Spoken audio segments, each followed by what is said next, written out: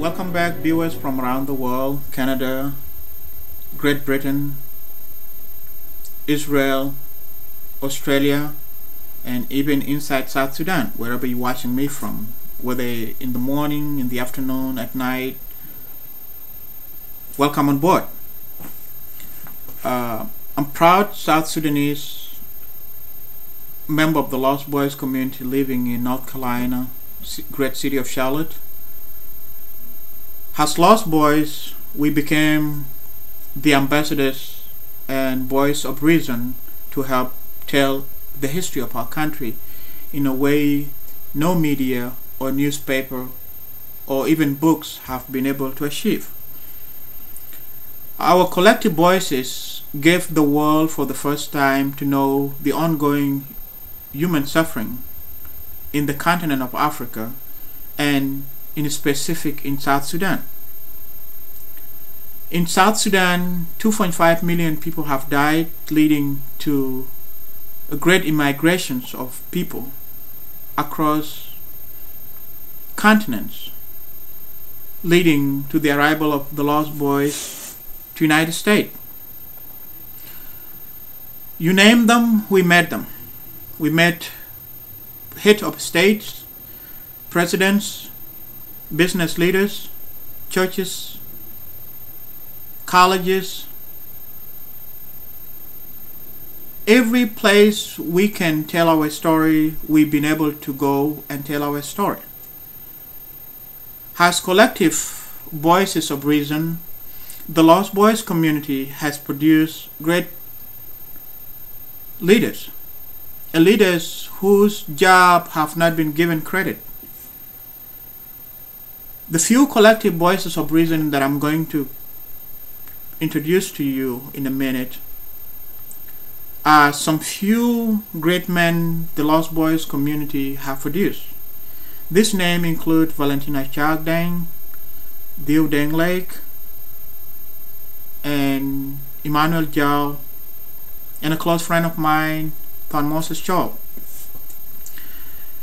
All of these young men have done things politicians in South Sudan never had a chance to be able to do, or even entire politician in Africa could not be able to accomplish. We spoke in institutions such as United Nations. We spoke in global forums such as Bill Clinton Foundation, and we even told our stories in big news media. Some of this job were just seen as soundbite, but to me, the individual behind the scene making this history deserve credit from the leaders in South Sudan for their job, deserve credit from us as South Sudanese in United States to acknowledge their contribution have led to the achievement of referendum, independence, and even the newborn country. From here, as we move forward, we will continue to speak. We will continue to tell our story if there's a reason to. We'll continue to share the ongoing government transition period in South Sudan. We will continue to do what proud citizens of South Sudanese will continue to do. As recently as 7 months ago, our country became independent, and the whole world was so excited, and so I am. All the Sudanese community across the nations in Canada, Australia, and Great Britain, and here in the United States were all tearful because for the first time in generation we have an independence. Although the country right now in transition period to democracy, there's some hurdles that we continue to face on daily basis, something nobody should be surprised of. Any young government road to democracy is not always smooth, but at least we should thank God and thanks men and women behind the scene who have been able to make the independent a reality, especially President Kiir and his cabinet members. And also to the heroes, men and women who have sacrificed so much to bring the independence through their blood. I'm an orphan. My father I've contributed to the movement during the struggle as a child soldier, like many other great histories that you'll hear them. But the reason I'm putting this video together is to be able to help tell the history of the men behind the scene making the history, the Lost Boys.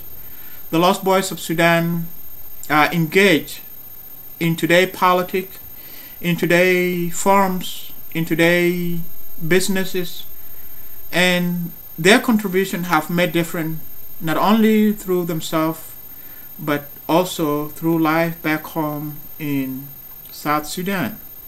So viewers from around the world, business leaders, churches, friends, and Sudanese at large, please allow me to welcome the greatest voices of Sudanese lost boys, and for the first time be able to see what they have been able to accomplish and what their contribution mean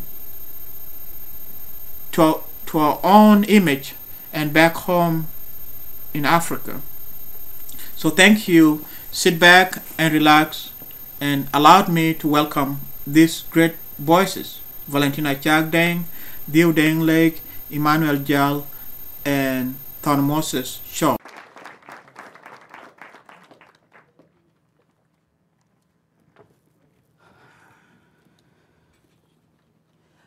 Thank you, Dave, and thank you, Rist. And I also would like to express my gratitude and honest appreciation to many of the CGI members in this room. I'm honored to be with you again this year and look forward to another opportunity next year. Last year, I gave a progress report about my 2007 commitment, increasing access to secondary school education in southern Sudan. When I made that commitment, we had nothing to begin with. We only had hoped and trust in humanity.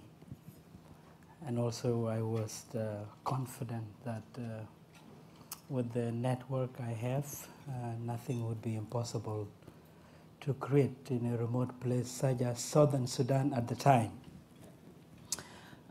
Today, South Sudan is a newly independent country, and we are very hopeful for the future of this brand new country. But there are many challenges ahead, and one of the greatest challenges is girls' education, or creating or increasing access to quality educations. To girls, quality education is one of my challenges. Southern Sudan has one of the lowest literacy rates in the world, and it is estimated that 92% of women are illiterate in that region. Less than 20% of girls attend high school, and only 1% attend secondary school. Even when girls do reach secondary school, some traditional practices lead to a very high school dropout. And these conditions included things such as girls being responsible for many of the household duties in their room. One example I would tell you is that some of my girl students come to school in the morning and then go home to help fetch water for bath and for cooking, to help look after their younger siblings, to help pound grain and make food for 8 or 12 member family. And it is the same girls that would help clean utensils in the evening and go to bed late. That is a high school student who will have to wake up in the morning, make tea for the whole family and go to school. They hardly have time to study, and because of that, we have decided to create a conducive learning environment for girls like that by building dormitories and enrolling them as boarding students. By so doing, we help to create time for them to study and small communities in the school where they socialize and learn about certain leadership qualities. We give them 1 month after 1 month vacation after every 3 months to go back and help and live with their families.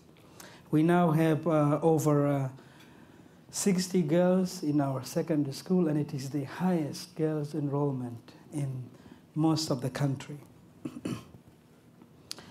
We have also developed leadership programs that include students' governments, debating clubs, social action teams, girl guides, and boy scouts. And we have done this, to help build confidence and to grow a strong network of support among the student body and their communities.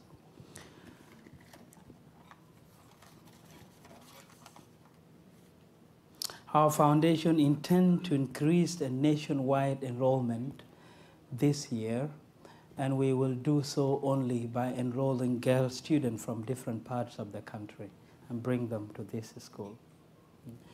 We still have many challenges to go to, and that is even maintaining these girls at the school, because we cannot charge school fees. If we do so, maybe a few boys will get a scholarship from their families. Many of the girls will not have that support because they would rather be married off than being supported to go to school.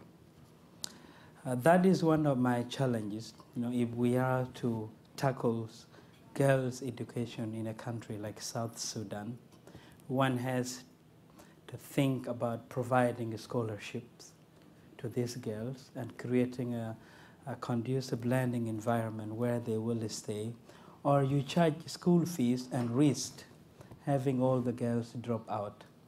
In 2007, I made that commitment with bare hands, and now we are proud to inform you again that we have enrolled 350 students in our school, and we still have a long way to go, but we are committed to actually replicate these school programs in different parts of the country, given the support and the network that we might be able to access through gathering like the Clinton Global Initiatives. I also would like to inform you that I am deeply honored that the High Commissioner for Refugees is here. I grew up in the camp and had worked as a social worker, and it happened that while we got our independence in July 9th, another conflict started in northern Sudan that had displaced thousands of Sudanese from that part of the country, and they are now back in South Sudan. So I'm wondering, as a former refugee, what to do. When I stop being a refugee, there are refugees in my backyard. And I also would like to raise some attention that since the High Commissioner is here, he's doing one of the most complicated jobs, and that is supporting refugees from different parts of the world. I am going to commit myself into helping the UNHCR advocates all over the world. If there is anything I can do, High Commission, I commit myself to that. Thank you. This is a progress report. So I will invite again to the stage Valentino Ashokdong of the Valentino Ashokdong Foundation. He will give you a progress report on a commitment he made back in 2007. And I have to start just with a little bit of setup here. Many of you know him, but in 2005, Southern Sudan emerged from a horrible 20-year civil war when the Sudan People's Liberation Army and the government signed the Comprehensive Peace Agreement. The region has been rebuilding, but progress is difficult. According to UNICEF, access to education remains one of the biggest challenges facing children, and it will come as no surprise to all of us, given our focus, that this is a challenge that disproportionately impacts young girls. Nearly half primary school-age children do not have access to basic learning. At the end of the Civil War, only 5 years ago, an assessment found that a girl in southern Sudan was more likely to die in childbirth than to finish primary school. Any of you who know this man's story know what he's been doing, but I hope that you will remind them of your story just a little bit, tell them of the commitment in 2007, and give us your progress report. Let's give him a hand. Thank you.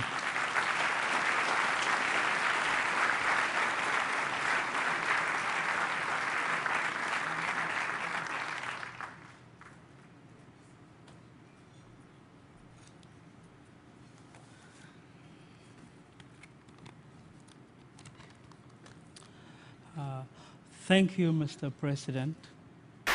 Just want to say my name is Emmanuel Jao, and I come from a long way. I've been telling a story that has been so painful for me. It's been a tough journey for me, traveling the world, telling my story in form of a book, and also telling it like now. And also the easiest one was when I was doing it in form of a music. So I have branded myself as a war child. I'm doing this because of an old lady in my village now who have lost her children. There's no newspaper to cover her pain and what she wants to change in the society. And I'm doing it for a young man who wants to create a change and has nowhere to project his voice because he can't write, or there's no internet like Facebook, MySpace, YouTube for them to talk. Also, one thing that kept me pushing this story, these painful stories, are the dreams I have. Sometimes it's like the voices of the dead that I've seen would tell me, don't give up, keep on going. Because sometimes I feel like stopping and not doing it because I didn't know what I was putting myself into. Well, I was born in the most difficult time when my country was at war. I saw my village burn down. The world that meant a lot to me, I saw it vanish in my face.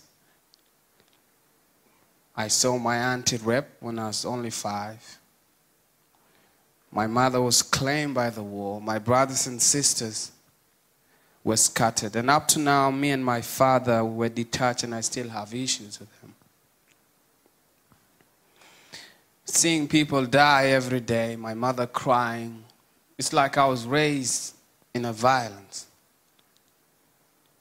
And that made me call myself a war child. And not only that, when I was 8, I became a child soldier. I didn't know what was the war for. But one thing I knew was an image that I saw that stuck in my head.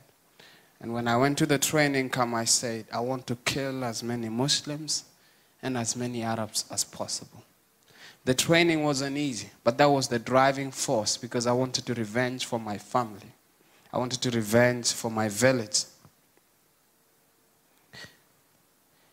Luckily now, things have changed because I came to discover the truth. What was actually killing us wasn't the Muslim, it wasn't the Arabs. It was somebody sitting somewhere manipulating the system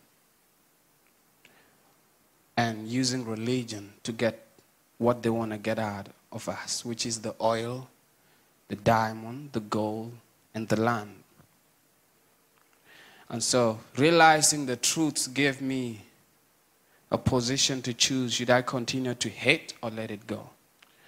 So I happen to forgive. Now I sing music with the Muslims. I dance with them. I even had a movie out called War Child, funded by Muslim people. So that pain has gone out. But my story is huge, so I'm just going to go into a different step now, which is easier for me. I'm going to give you a poem called Forced to Sin, which is from my album War Child. It talks about my story, one of the journey that I trekked where I was tempted to eat my friend because we had no food and we're like around 400 and only 16 people survived that journey. So I hope you're going to hear this. My dreams are like torment, my every moment. Voices in my brain of friends that were slain. Friends like Loal who died by my side of starvation. In the burdened jungle and the desert plain. Next was I, but Jesus heard my cry as I was tempted to eat the rotten flesh of my comrade. He gave me comfort. We used to raid villages, stealing chickens, goats, and sheep. Anything we could eat. I knew it was rude, but we needed food. And therefore I was forced to sin to make a living. Forced to sin to make a living. Sometimes you gotta lose to win. Never give up, never give in. Left home at the age of 7. 1 year later, I live with an AK-47 by my side. Slept with one eye open wide. Run duck, play dead and hide. I've seen my people die like flies, but I've never seen a dead body, or at least one that I've killed. But still as I wonder, I won't go under. Guns barking like lightning and thunder. As a child so young and tender, words I can't forget, I still remember. As a sergeant command, raising his hand, no retreat, no surrender. Yigish, I carry the burn of the trauma. War child, child without a mama, still fighting in the struggle. Yet as I wage this new war, I'm not alone in this drama. No sit or stop, as I wait for the top. I'm fully dedicated like a patriotic cop. I'm on a fight. Day and night, sometime I'm doing wrong in order to make things right. It's like I'm living a dream. First time I'm feeling like a human being. The children of Darfur, your empty bellies and the telly nights, you that I'm fighting for. Left home, don't even know the day I'll ever return. My country's war-torn. Music I used to hear was bombs and fire of guns. So many people die that I don't even cry no more. I ask God, question, what am I here for? And why are my people poor? And why? When the rest of the children were learning how to read and write, I was learning how to fight.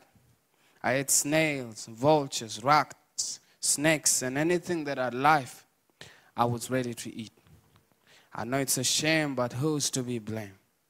That's my story in a short form of lesson.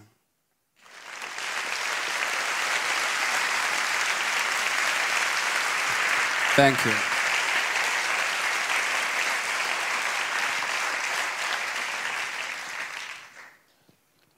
What energized me and kept me going is the music I do. I never saw anybody to tell my story to them so they could advise me or do a therapy. So the music has been my therapy for me.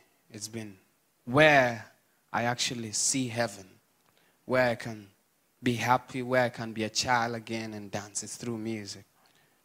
And so one thing I know about music, music is the only thing that has power to enter your cell system, your mind, your heart, influence your soul and your spirit, and can even influence the way you live without even you knowing. Music is the only thing that can make you want to wake up your bed and shake your leg without even wanting to do it.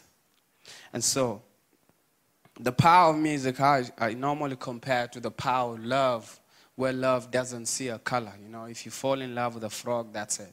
One testimony about how I find music is powerful is when I was still a soldier back then.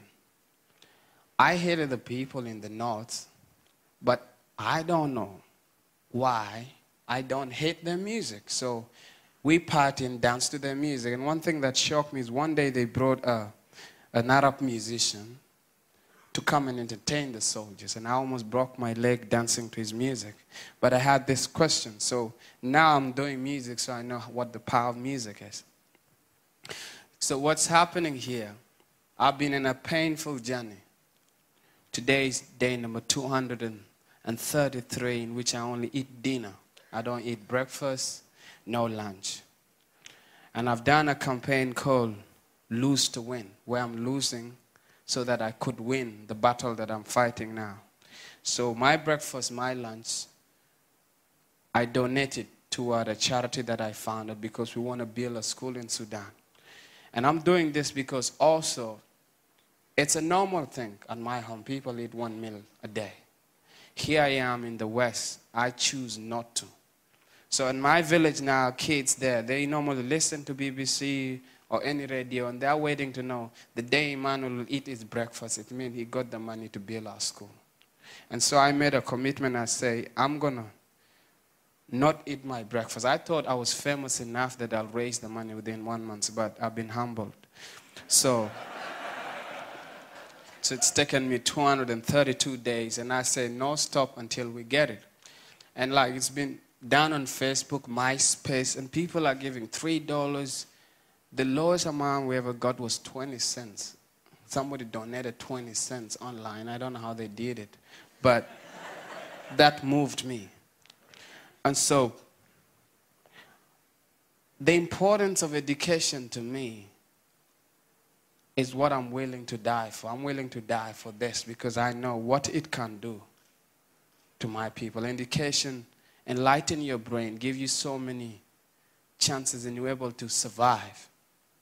As a nation, we have been crippled for so many years. We are fed on aid. You see, a 20 years old, 30 years old families in refugee camps, they only get the food that dropped from the sky, from the UN. So these people, you're killing a whole generation if you just give them aid. If anybody want to help us, this is what we need.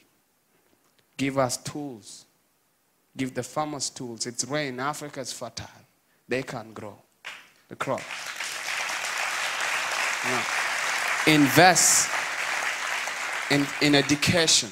Education so that we have strong institutions that can create a revolution to change everything. Because, we have all those old men that are creating wars in Africa. They will die soon. But if you invest in education, and we'll be able to change Africa. That's what I'm asking. So,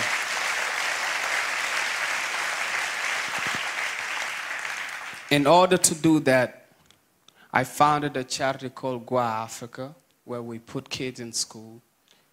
And now we have a couple in university. We have like 40 kids, ex-child soldiers, mixed with anybody that we feel like we want to support. And I said, I'm going to put it in practice. And with the people who are going to follow me and help me do things, that's what I want to do to change, to make a difference in the world. Well, now my time is going, so I want to sing a song, but I'll ask you guys to stand up so we celebrate a life of a British aid worker called Emma McCune that made it possible for me to be here. I'm going to sing this song just to inspire you how this woman has made a difference. She came to my country and saw the importance of education. She said the only way to help Sudan is to invest in the women, educating them, educating the children, so that they could come and create a revolution in this complex society. And so she even ended up marrying a commander from the SPLA. And she rescued over 150 child soldiers. One of them happened to be me now. And so at this moment, I want us to celebrate Emma with me. Are you guys ready to celebrate Emma? Yeah. All right.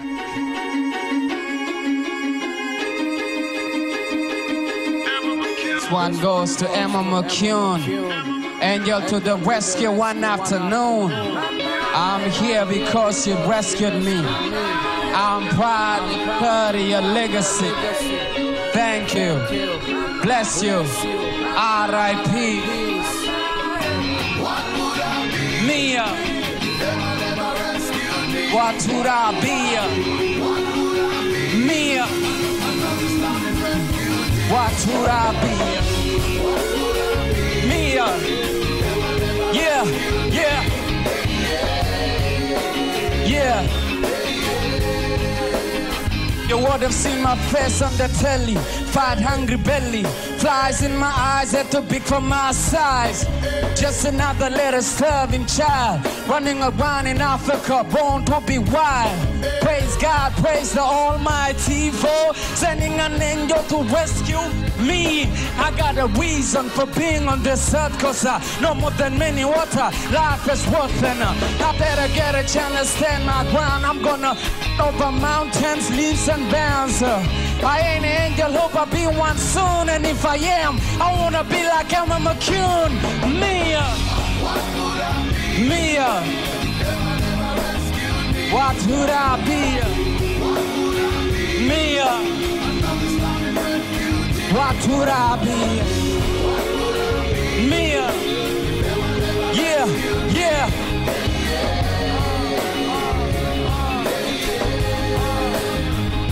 I would have probably died from starvation or some other wretched disease. I would have grown up with no education, just another refugee. I stand here because somebody cared. I stand here because somebody dared. I know there is a lot of us out there who's willing to try to save a life of a child. Mia, what would I be?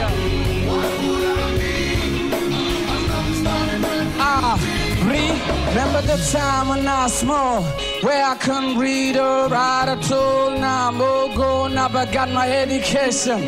The sky is the limit and they can't be stopped by no one. Oh, I pray for this day to come, and I pray that the world find wisdom to give the poor in need some assistance instead of putting up resistance. Yeah, sitting and waiting for the politics of Texas. It ain't gonna happen. They're all sitting on their asses, popping champagne and sponging up the masses. Coming from the refugee boy soldier, but I still got my dignity. I gotta say it again. If Emma never rescued me, I'll be a corpse on the African plain. Is there anybody with me at the back? Some love. Big scream for him, everybody. Yeah, go with me. I'm gonna get crazy now.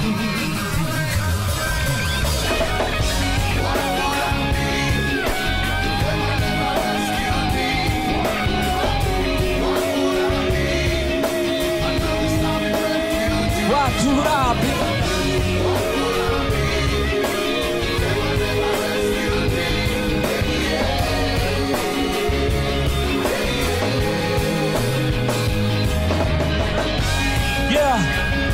I would have probably died from starvation or some other wretched disease. I would have grown up with no education, just another refugee.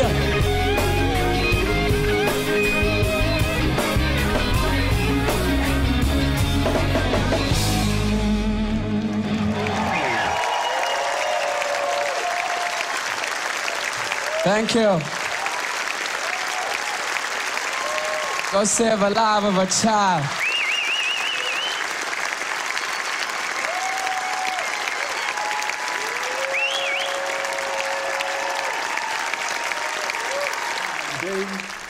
As all of you know, beginning from last week and today, as the world leaders descend on New York to participate in the United Nations 66 session, you know, I, as from Southern Sudan and others, we really feel blessed because one of those participants is the leader of the Republic of South Sudan. Think about that in a minute. It's just so wonderful to us, we South Sudanese, that we're going to have our leader, our own leader, for the first time, that will represent, and somebody will introduce him today.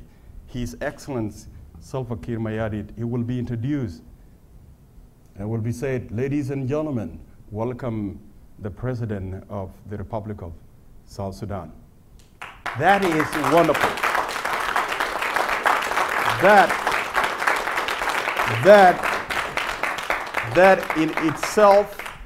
That in itself is wonderful. It's a wonderful feeling for us.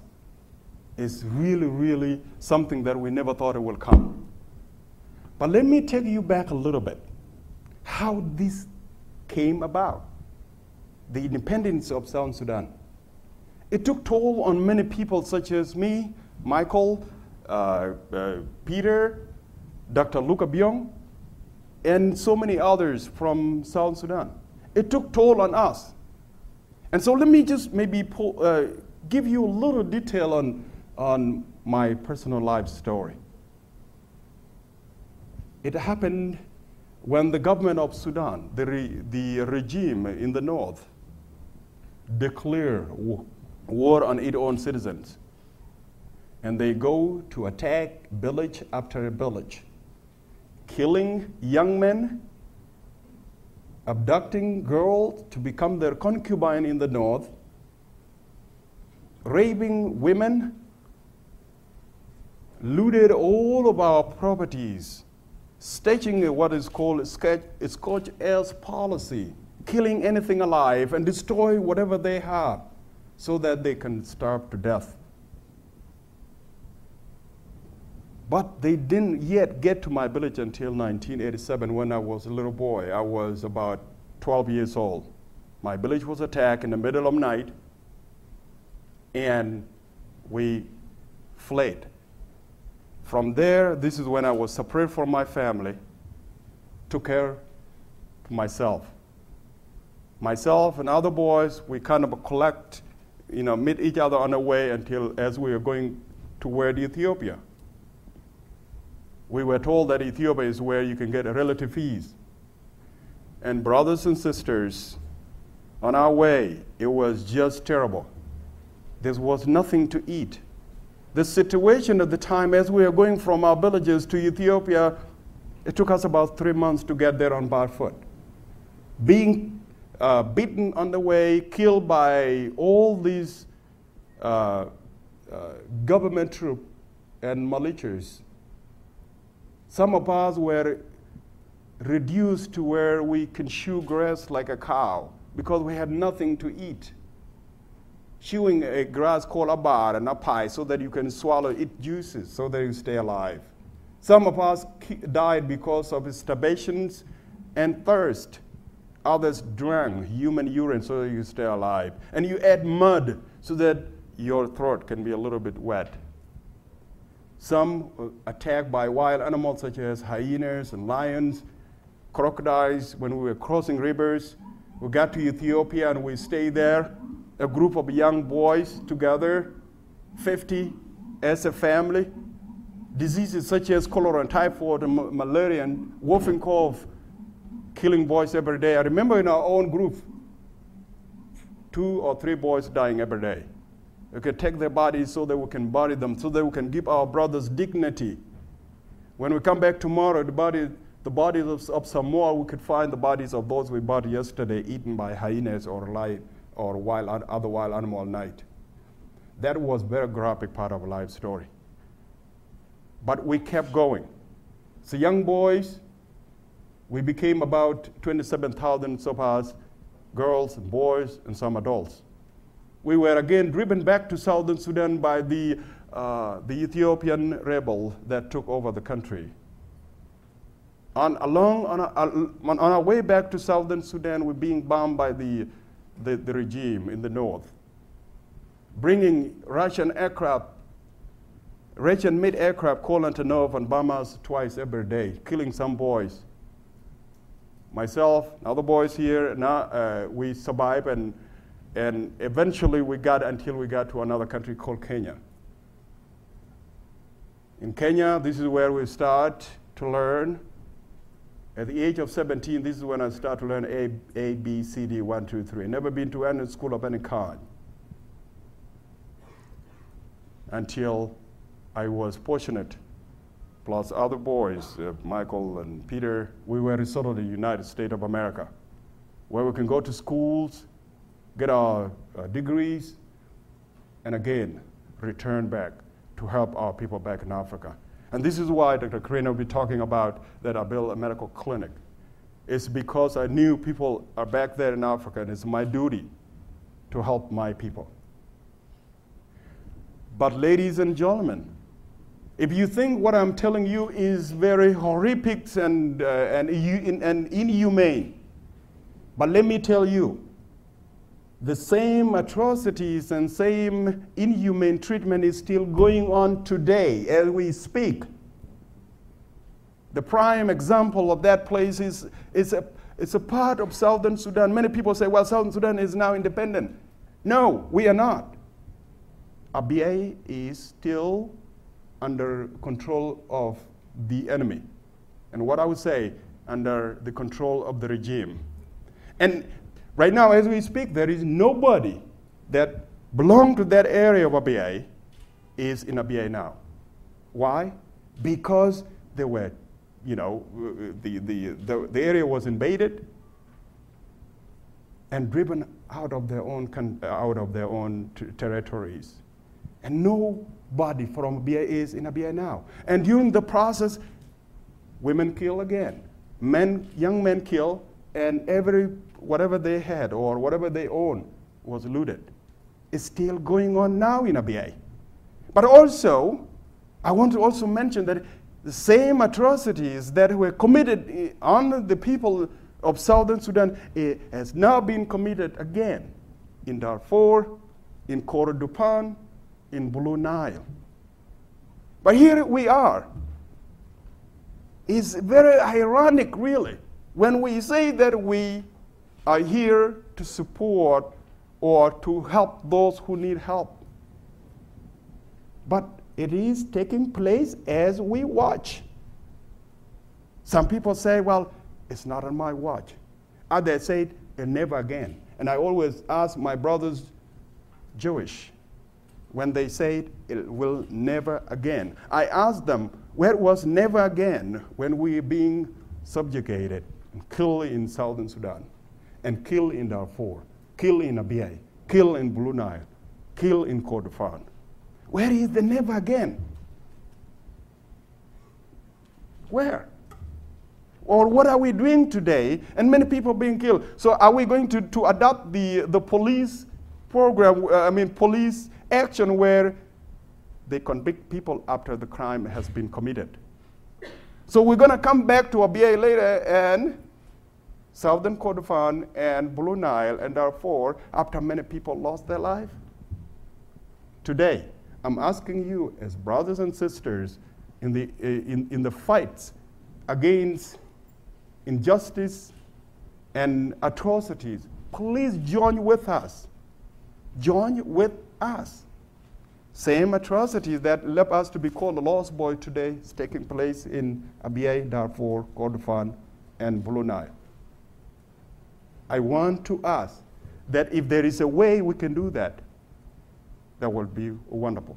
My dream is that, of course, which is our dream, is that I would like to have South Sudan, that the will of the people and the right of individual are not curtailed. My dream is actually to make sure that there is peace in that area, that we can enjoy our life, and then to be able to live as a family, as a one family. My dream is that let's work hard to see South Sudan, Abyei, Kordofan, Blue Nile, so that there will be no longer lost boys and lost girls. Thank you very much. The world's premier Chinese classical dance company, Shenyun Performing Arts, is currently touring North America and Asia. We bring you this report from Washington, D.C. Shenyun Performing Arts have just completed a 7-show run at the Kennedy Center Opera House in Washington, D.C. Audience members share their impressions of traditional Chinese culture. There was a lot of things that stood out. The flowers and how it matched with the dresses. Mr. Wani enjoyed the deeper meanings in the show. And I learned three things from it. The first was the truthfulness, always stick to the truth. And the second was the compassion. And the fourth one was forbearance, how to put up with situations regardless of how much difficulties you go through. And that was the most interesting thing to me, and it's something that I'm going to keep in my mind forever. I would describe that first, be truthful to yourself, and then be truthful to those who are around you, and then they will do the same thing, and then from there we can all spread. So it's a matter of starting within you. Just like the overall performance today was all about peacefulness, about the compassion, about being confident in what they're delivering to the to the people, and being passionate about what they're doing. I was born during the wartime, and this is the right time for me to show the world that I'm ready to do whatever I can to save my country. If this referendum goes the way we are hoping, then there might be peace.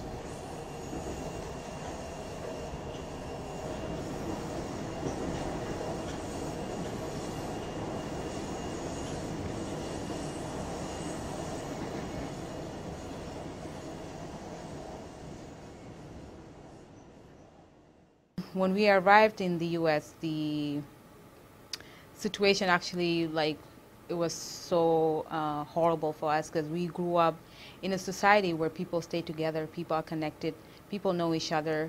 In the beginning, it was kind of a little bit crazy coming to a different society that you don't know, and it took us a while to copy, going to jobs, getting into the bus, adapting to the new culture of USA. Because our intention was, if peace is there, we'll go back to Sudan. We didn't come here willing to stay. Well, it was a tough time for me because I didn't know how to speak English. I can't communicate with people, and people were different. I grew up in a community where you know each other, but I came to a community where people just go to work, come back from work, and go to sleep. You are living two cultures. You are living two cultures here. You're trying to be Southern Sudanese at the same time, and at the same time, you're trying to be an American. Because I would lie if I said that I'm not Americanized, into somewhat. But at the same time, I'm trying to hold on so tight not to be pulled away from not being a Sudanese.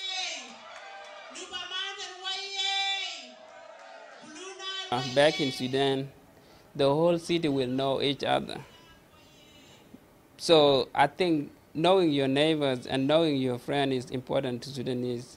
So the only way to keep that is to stay in touch in the United States. It's part of our culture to know everybody. Being in a Sudanese community, which is actually my community, it gives you a sense of confidence, it gives you a sense of self-realization, it gives you a sense of belonging.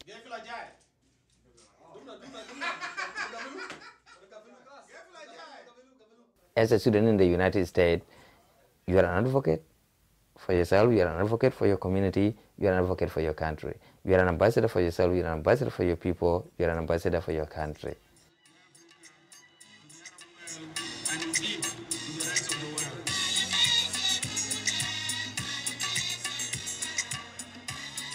The referendum itself it has been one of the key things that have actually united us a lot.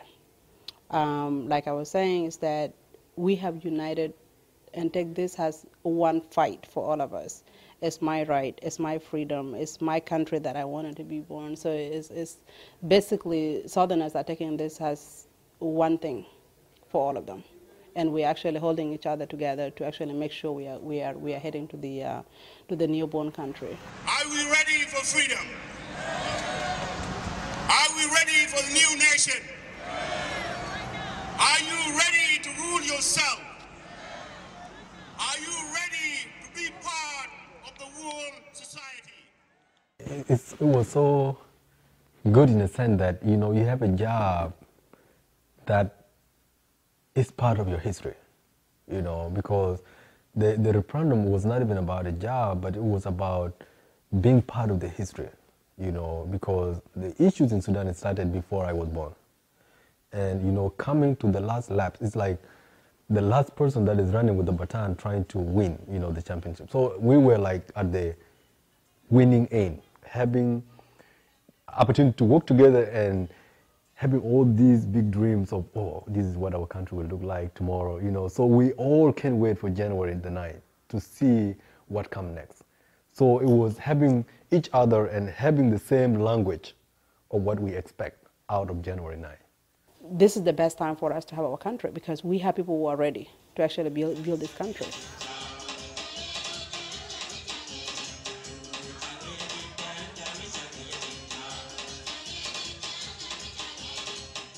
This thing is coming to an end, and then if this referendum goes the way we are hoping, then there might be peace, because peace is what we want. It came in my generation. I was born during the wartime, and this is the right time for me to show the world that I'm ready to do whatever I can to save my country. My hope for Sudan is for us to, to achieve, for us to be our own, in order to govern ourselves, to be a separate country, and improve our country, develop our country. This is about deciding the destiny. Your destiny, the destiny of your grandchildren, is the destiny of the future, and lay in your hand. And it's not something that can be trusted to an individual. It is something that, given the opportunity that we have right now, let us come out and partake.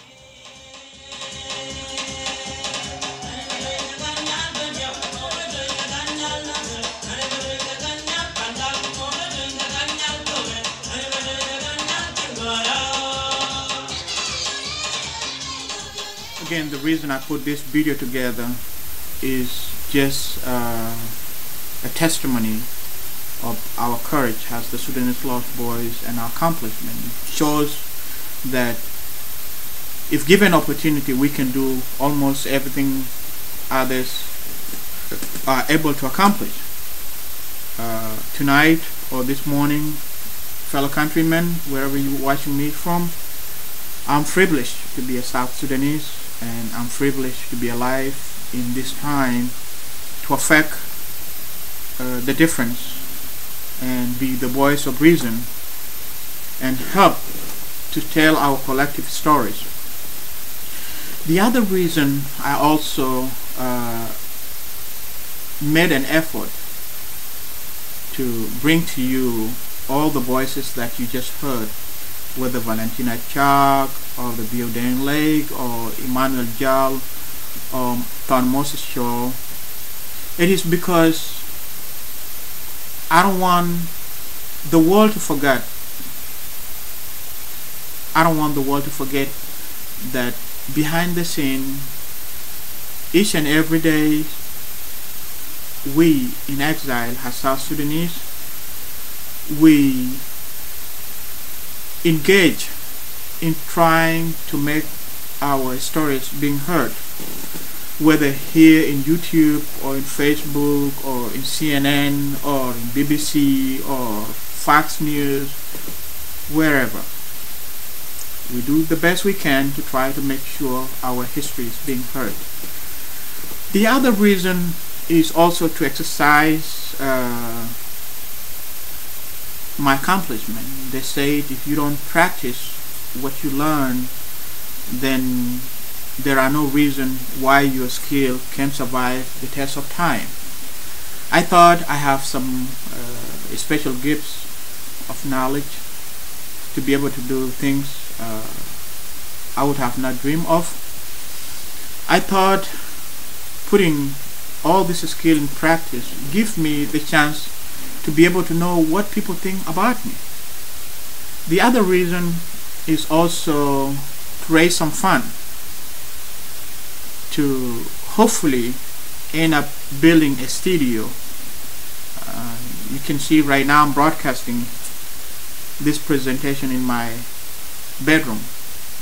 So in the nearest future, I'm looking forward to open a small office where I can be able to meet great leaders of our time whenever they come from South Sudan to United States. At least they can meet me and I can have their voices heard and help governments know who they are, at least show that they were here instead of them coming and not being known that they were here. So please, for your deepest gratitude and kindness, I look forward and a feeling in person for all of you, the viewers around the world, that I need your help to contribute to my studio success. I need to be able to buy professional equipment such as a high definition camera and some special software that can be able to allow me to do the job. The price tags for this project is between $20,000 and $30,000. But anything you can contribute would be a bless to me.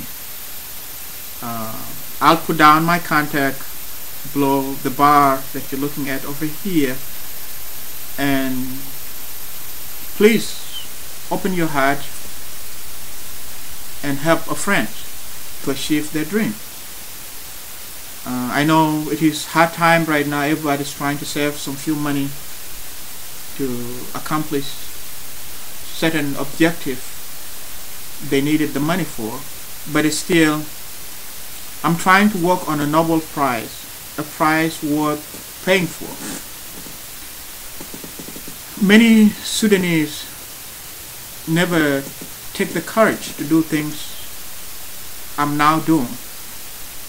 And for that reason, the only way this dream can die is if it's not funded.